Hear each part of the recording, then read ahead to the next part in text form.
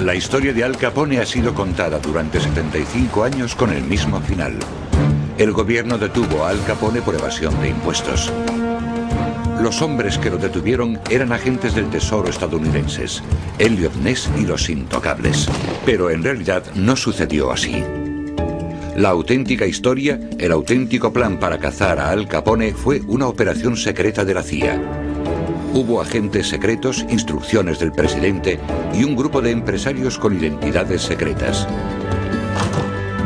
Juntos idearon un minucioso plan para cazar al asesino más cruel de los años 20. El hombre al que denominaron como el enemigo público número 1. A pesar de lo poderoso y despiadado que era, Capone fue detenido.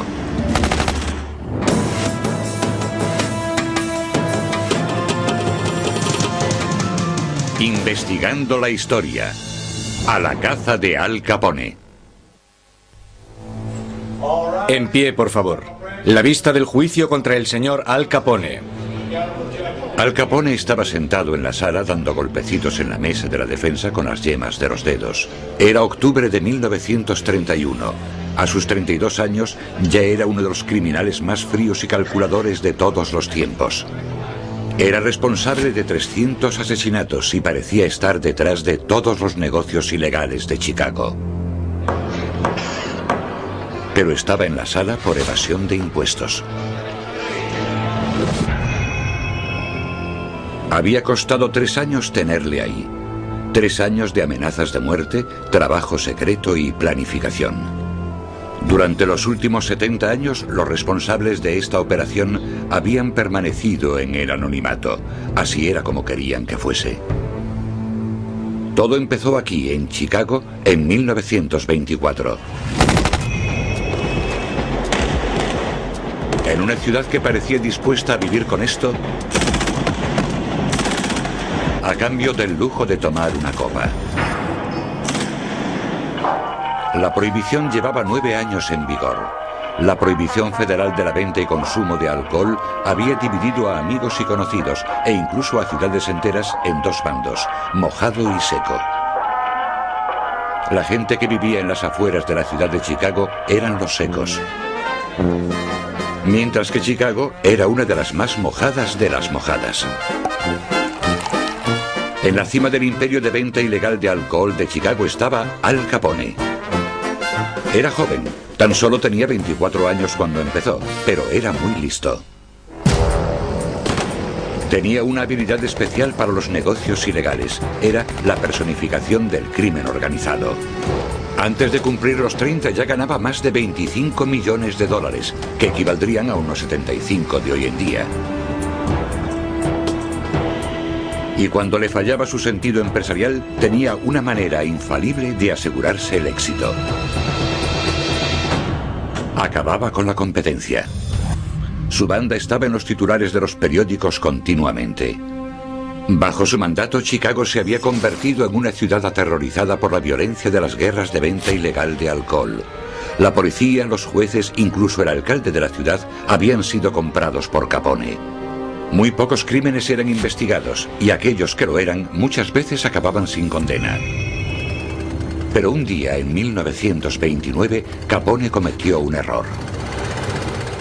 Eran las 10:30 de la mañana del 14 de febrero cuando los hombres de Capone entraron en un almacén al norte de Chicago.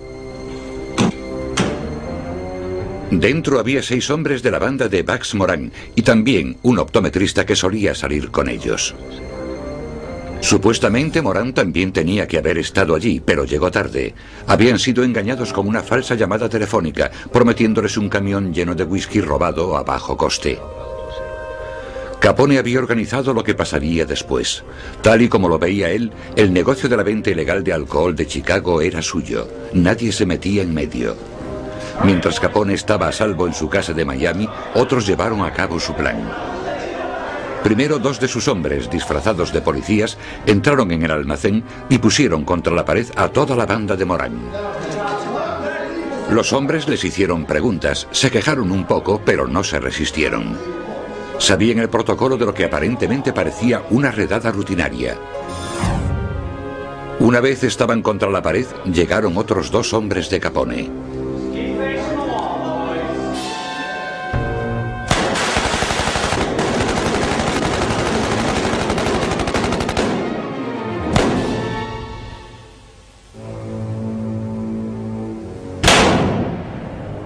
Fue uno de los crímenes más brutales de toda la historia de Chicago. Las fotos de la matanza del día de San Valentín circularon por todas partes, hasta acapararon los titulares de periódicos internacionales. Cuando pasa algo tan fuerte como esto, hace que la gente se dé cuenta de las cosas. No se trataba del típico tiroteo entre bandas que puede pasar tanto aquí como en cualquier otro sitio. Hizo falta el asesinato de 7 hombres en Chicago para que se produjese una gran protesta o una protesta pública. Después de la masacre, un grupo de empresarios de Chicago hicieron una visita al nuevo presidente Herbert Hoover. La reputación de la ciudad había sido arruinada.